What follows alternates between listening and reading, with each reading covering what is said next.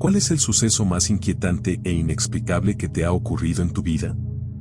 Esto fue lo más raro que me ha pasado. Vivo en un pueblo pequeño en las montañas y se tarda 3 horas y se cruzan 4 puertos de montaña para llegar a la ciudad más cercana. Antes de la pandemia hacía ese viaje 2 o 3 veces al mes, durante 10 años. Prácticamente me sabía de memoria las curvas y las subidas. Una noche estoy haciendo el viaje a las 2 de la mañana para tomar un vuelo temprano. Voy recorriendo las curvas y disfrutando que no hubiera camiones de carga. Curva a la izquierda, curva a la derecha, y sé que viene una curva grande y amplia hacia la izquierda, cuando de repente estoy manejando en una carretera recta. Estoy muy consciente de que en esa autopista no hay un tramo recto hasta dentro de otros 45 kilómetros. Así que de inmediato empiezo a mirar alrededor tratando de entender dónde diablos estoy. No hay ni una sola señal de carretera a un lado del camino. Me di unas palmadas en la cara un par de veces para asegurarme de que no me hubiera quedado dormido. El teléfono no tiene señal, pero eso es normal, así que no puedo revisar mi ubicación. Mirando por la ventana me doy cuenta de que los arbustos del desierto alto han sido reemplazados por un bosque denso. Imagina que tus faros iluminan un bosque oscuro, pesado, en el que no se alcanza a ver ni a 3 metros, como el que uno se imaginaría en el noroeste del Pacífico. Algo que aquí no tenemos. Miro el reloj y durante 15 minutos voy por una carretera recta atravesando este bosque oscuro y amenazante, cuando se supone que debería estar en un puerto de montaña lleno de curvas en el desierto. Justo cuando estoy a punto de tener un ataque de pánico, aparece esa curva amplia hacia la izquierda y salgo del bosque, de vuelta al matorral. Así que lo atribuí a que iba manejando con sueño y a una imaginación demasiado activa, hasta que volvió a pasar. 2 años después, en el mismo lugar, solo que esta vez no estaba solo. Mi hermano iba de copiloto en un viaje similar al aeropuerto y, de repente, estoy otra vez en la carretera recta. Esa vez solo duró unos 5 minutos antes de que mi hermano mirara alrededor y preguntara dónde diablos estamos. Y entonces aparece la curva amplia hacia la izquierda y regresamos al desierto. Aunque no puedo explicarlo, al menos agradezco haber tenido un testigo. Mi tío tenía una cabaña en el bosque cerca de Winter, Wisconsin, en un brazo relativamente poco urbanizado de Chippewa Flats. No era tan remota como para que no pudieras pasar por el pueblo a comprar lo necesario, pero sí lo bastante metida en el medio de la nada como para que, si te lastimabas, te metieras en serios problemas. Yo solía pasar tiempo ahí en verano, recorriendo el bosque a toda velocidad con mis 2 primos. Una mañana, cuando yo tenía unos 10 años, mi tío nos despertó de forma brusca y nos dijo que era hora de ir a pescar. Todavía era muy temprano y todos estábamos confundidos porque estaba completamente oscuro, ¿y quién diablo se iba a pescar tan temprano de todos modos? Nos apuró hasta el muelle donde guardaba su pequeño bote de pesca y nos lanzó rápido al agua, alejándonos de la casa. En ese punto, todos ya estábamos empezando a asustarnos por lo rara que era la situación. Pensamos que tal vez nos estaban castigando porque mi tío había ido a cortar leña la mañana anterior y no podía encontrar su hacha por ningún lado. La había dejado clavada en un tocón junto a la cabaña y nos acusó de haberla movido, lo cual, siendo sinceros, sonaba como algo que probablemente habríamos hecho. Al final tuvo que manejar hasta el pueblo para comprar una nueva, pero él no decía nada.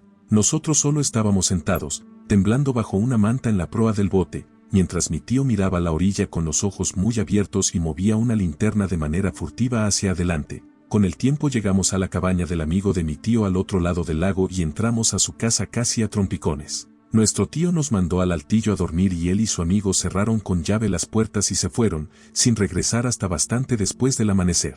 Más tarde, mi tío apareció con la camioneta y el remolque ya cargados con todo nuestro equipo y nos dijo que era hora de volver a casa. A todos nos pareció raro irnos de la cabaña varios días antes, pero éramos niños, así que simplemente lo aceptamos. Mi tío estuvo callado durante todo el largo viaje de regreso a la civilización.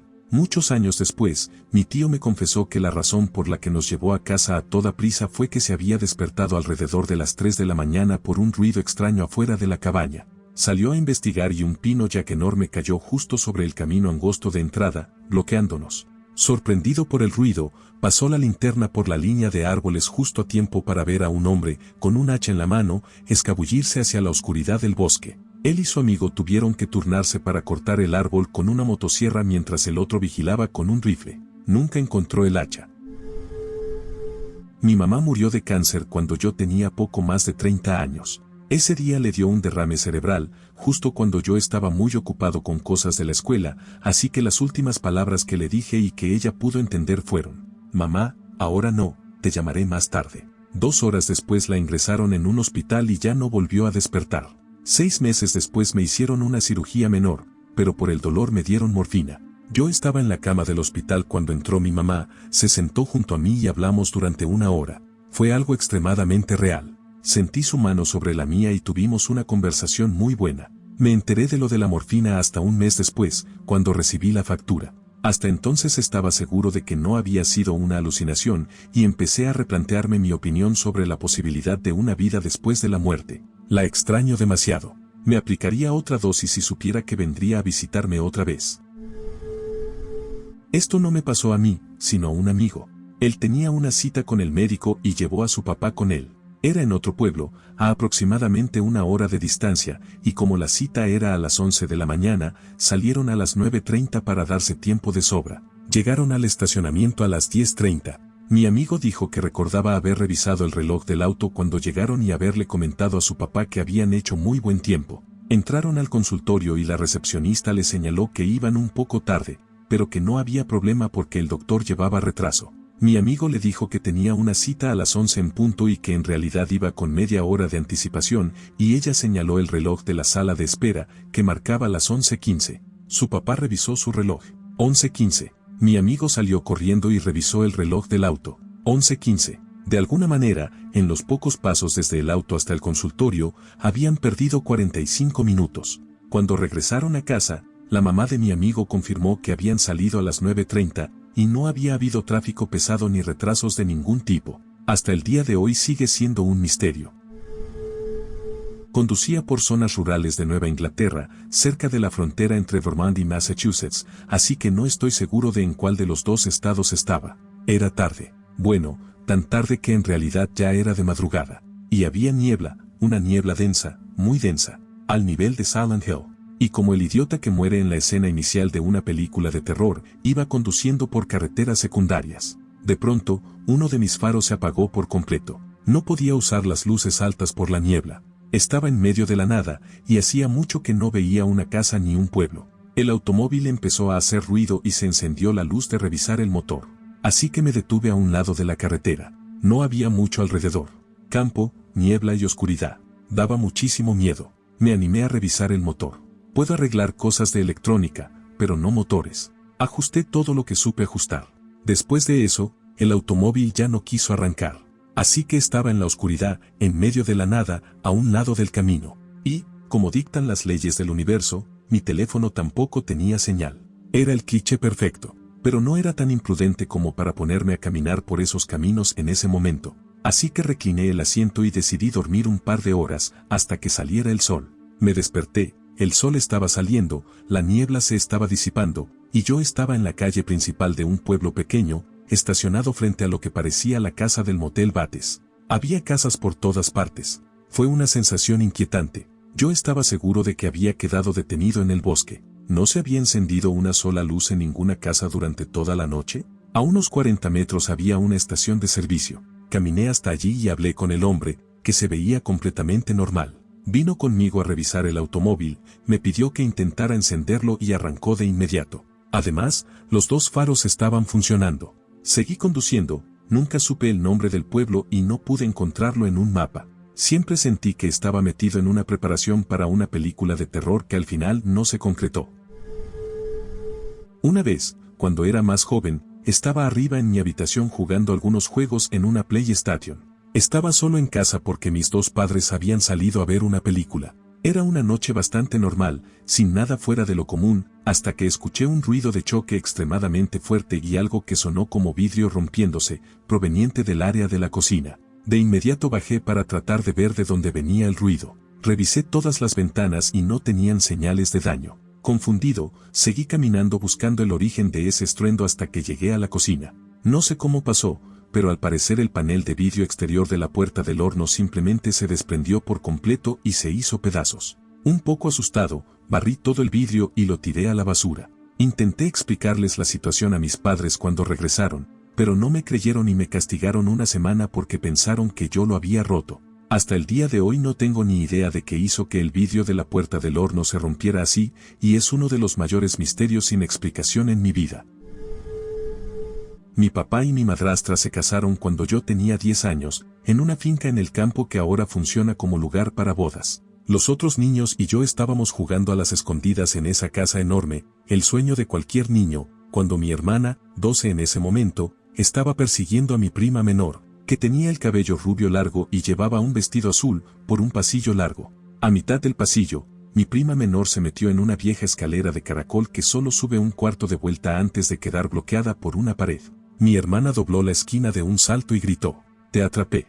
Excepto que no había nadie en esa escalera bloqueada. Corrió de regreso con mi papá llorando, diciendo que nuestra prima había desaparecido a través de una pared, y todos lo tomaron a broma porque esa prima estaba justo al lado de ella.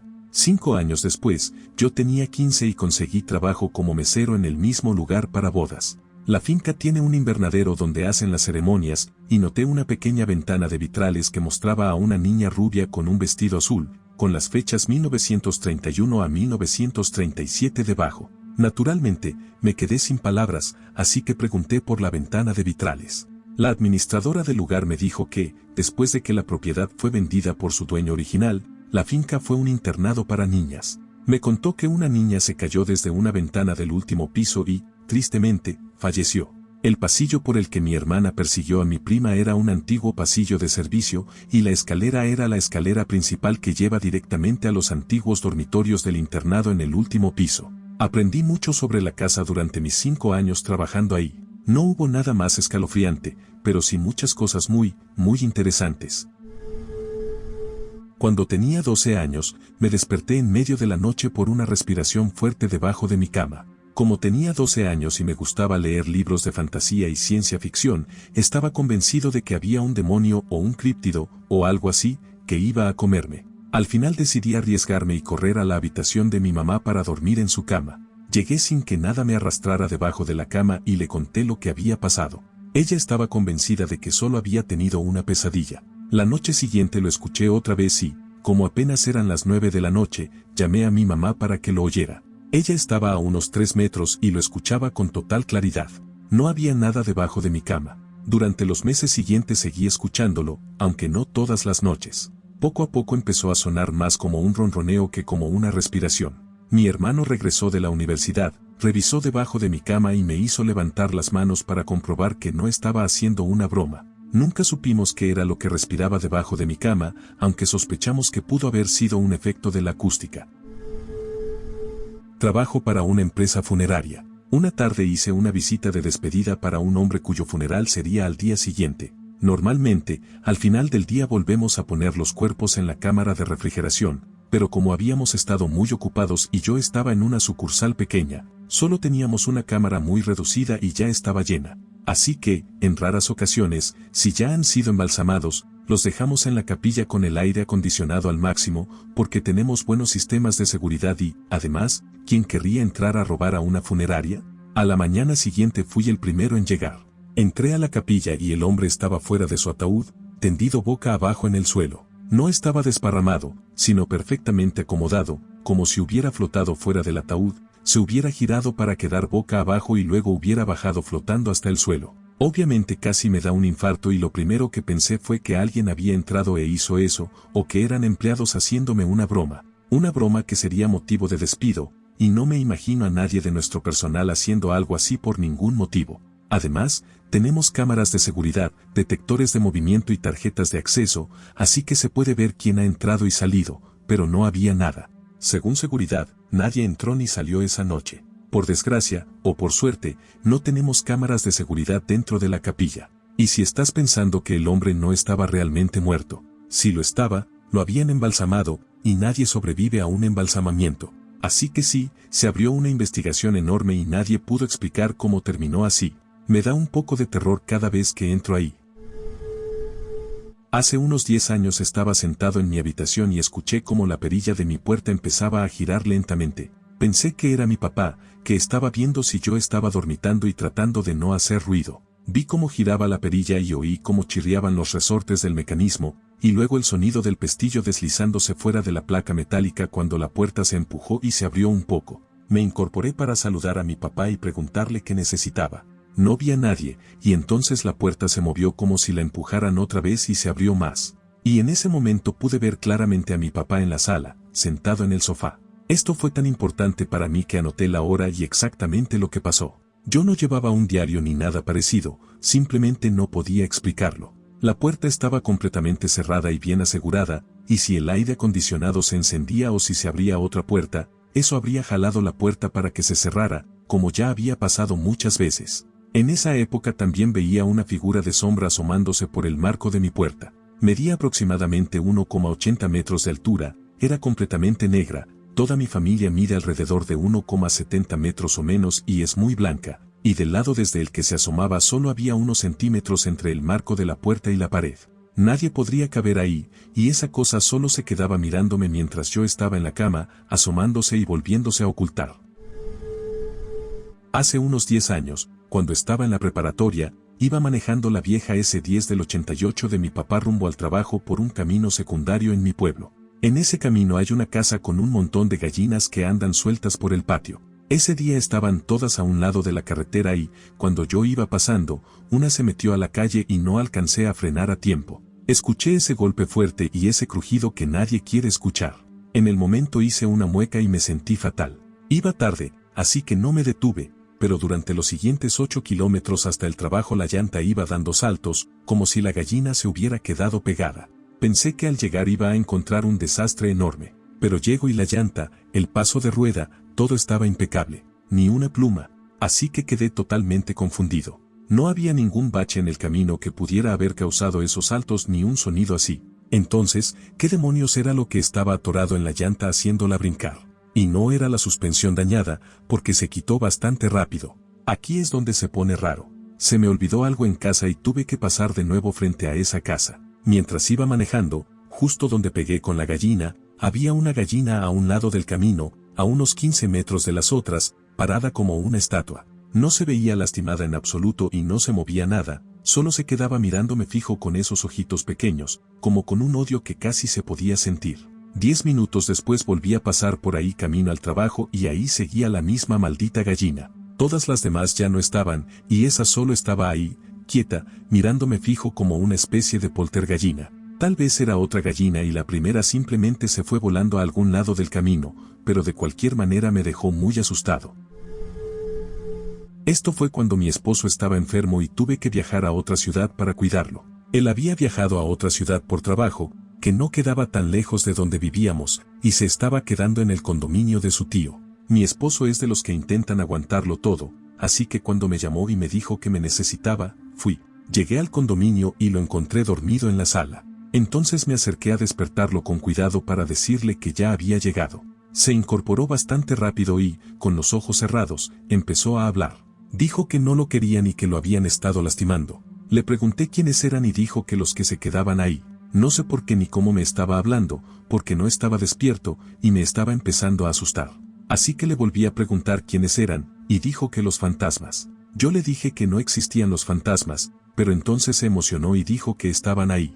Antes de que pudiera hacerle otra pregunta, dijo que las luces se apagarían para hacernos saber que no estaban contentos de que yo estuviera ahí. Y efectivamente, las luces de la sala se apagaron, y también las de toda la planta baja. Yo pensaba, ¿qué demonios está pasando? Mi esposo se volvió a recostar y se quedó dormido. Me quedé a pasar la noche con él, y hablaba por rato sin abrir los ojos, diciendo que lo empujaron por las escaleras y que hicieron que su ropa saliera volando del armario. Intenté dormir, pero seguía teniendo sueños raros de una familia asiática mirándome desde las escaleras. Por fin amaneció, mi esposo se despertó y me preguntó qué estaba haciendo yo ahí.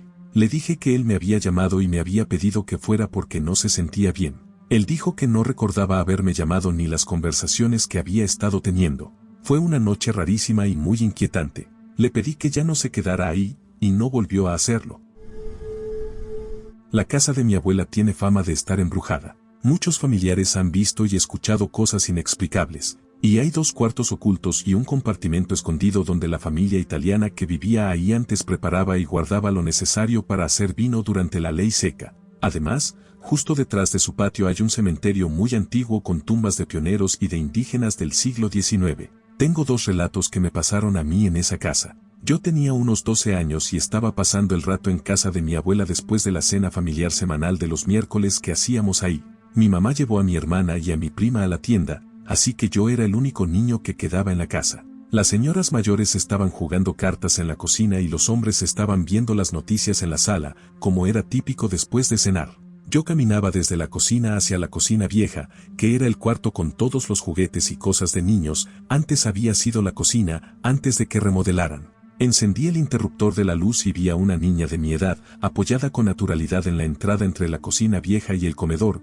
que en ese momento estaba oscuro y vacío. No recuerdo su cara, pero recuerdo que tendría entre 10 y 13 años, con el cabello rubio amarillento, fino y lacio hasta un poco debajo de los hombros. Llevaba una camiseta de manga larga y pantalones, nada de ropa antigua ni nada por el estilo. Estuvo ahí un momento, es difícil decir exactamente cuánto. Cruzamos la mirada y luego desapareció ante mis ojos. Recuerdo que no me dio miedo, solo se me hizo curioso. Cuando tenía unos 17 o 18 años, mi amiga Wendy y yo trabajábamos en el salón de bingo de los Elks todos los jueves por la noche. Como mi abuela vivía cerca del salón y también cerca de nuestra preparatoria, pasábamos todos los jueves por la noche en su casa después del trabajo. Además nos consentía comprándonos nuestros bocadillos favoritos. Solíamos quedarnos en los Elks hasta bastante tarde y regresábamos a casa de mi abuela entre las 10 y las 11 de la noche. Cada semana, mi abuela se quedaba despierta para dejarnos entrar, luego subía a dormir, donde mi abuelo y mi bisabuela ya estaban dormidos. Wendy y yo teníamos toda la planta baja para nosotras solas, para comer algo y ver televisión, y era realmente genial. Entonces, un jueves por la noche Wendy y yo estábamos relajadas, y yo abrí el refrigerador en la cocina para ver qué había, con Wendy justo detrás de mí. En cuanto lo abrí, escuché que desde la sala una voz femenina muy severa decía: ¿puedo hacerte una pregunta? No suena tan aterrador, pero el tono, de verdad, fue espantoso. Wendy y yo seguimos con nuestros bocadillos sin mencionarlo. Nos sentamos en la mesa de la cocina y Wendy dijo: entonces, ¿cuándo abriste el refrigerador hace un minuto? Escuchaste una voz que venía de la sala. Aquí aclaro que la televisión no estaba encendida. Tampoco estábamos escuchando la radio ni nada más, ver televisión era después de la botana. Wendy dijo que había escuchado la voz de una mujer mayor, pero no alcanzó a entender qué había dicho. Yo le dije lo que creía haber escuchado, y estuvimos de acuerdo en que daba demasiado miedo pensarlo, así que aceptamos que pasó y luego fingimos que no. Después de todo, teníamos que pasar la noche en esa casa. Mi abuela ha visto varias apariciones de cuerpo completo. Mi abuelo, que era muy serio y escéptico, de hecho sacó su arma y llamó a la policía por un hombre vestido totalmente de negro que corría por la casa. Luego desapareció. Mi hermana y su mejor amiga, Jess, se quedaron a dormir ahí, y Jess dice que se despertó en medio de la noche y vio una figura oscura observándola mientras dormía. Mi prima que me estaba jugando con mi prima Emily, que era una niña muy pequeña, cuando Emily se cayó y empezó a llorar. Ken dice que una voz femenina tranquilizadora dijo: tranquila, tranquila, todo estará bien, y Emily dejó de llorar. Ken también dice que esa misma voz le dijo: Dios te bendiga cuando estornudó en otra ocasión. Además, según mi abuela, la casa sabe cuando alguien va a morir. Entonces, si pasa algo extraño como que un cuadro se cae de la pared o un tren de juguete viejo y descompuesto vuelve a funcionar, poco después muere alguien de la familia. Mi bisabuela le dijo a mi abuela que vio a una mujer de blanco caminando de un lado a otro en el comedor. Ella falleció esa misma semana. Mi abuelo trabajaba como guardia de seguridad y salía tarde. Durante una semana, cada noche le dijo a mi abuela que una lámpara de la sala se encendía sola mientras él se bañaba al llegar del trabajo. Murió la semana siguiente. Hay muchas historias más, pero estas son las que más recuerdo. Mi abuela todavía vive sola en la casa, pero dice que los espíritus le hacen compañía y que, en algunas ocasiones, puede sentir que mi abuelo aún está ahí con ella, y eso le da consuelo. Cuando era muy pequeño, quizá de 4 o 5 años, tuvimos una tormenta de nieve especialmente fuerte que nos dejó sin electricidad durante días. Vivíamos en Nueva Inglaterra, en medio de tierras de cultivo, así que, aunque nuestros vecinos estaban lo bastante cerca como para llegar caminando, había que hacer una caminata corta para llegar hasta ellos. No recuerdo exactamente qué llevó a esto, pero mi mamá necesitaba visitar a un vecino para prestarle algo mientras mi papá ponía en marcha el generador. Yo quería ir con ella, así que me puso en mi trineo de nieve y me fue arrastrando hasta allá. Afuera estaba oscuro, pero cuando todo está cubierto de nieve tiene como un resplandor azul inquietante. Mi mamá llevaba una linterna. Llegamos a la casa del vecino, ella dejó lo que fuera que necesitaban, tal vez baterías o velas o algo así, no lo recuerdo, y luego se dio la vuelta para regresar a casa. Era un trayecto de unos 400 metros, pero pasaba por el bosque. Cuando llegamos a la mitad del camino de regreso, los dos escuchamos un aullido o grito aterrador, como sacado de una película de monstruos. La mejor comparación que se me ocurre es en la película Predator, cuando el Predator cauteriza su herida y grita, y el eco se extiende por el bosque. Mi mamá me levantó del trineo y corrió a casa. Los dos le describimos el sonido a mi papá, pero no nos creyó. Una semana después encontramos varios ciervos muertos de forma horrible, apenas a unos 9 metros dentro de un sendero boscoso cerca de nuestra casa, y no había sido obra de cazadores furtivos ni de cazadores. He estado cerca de coyotes toda mi vida, y ellos tampoco hicieron eso. Los coyotes suelen despedazar a su presa y llevarse partes. Esto eran 4 o 5 ciervos adultos, con grandes pedazos faltantes, y nada más. Nuestro vecino era cazador y también le preguntamos. Dijo que había escuchado algunos sonidos extraños, pero que tampoco tenía idea de qué era.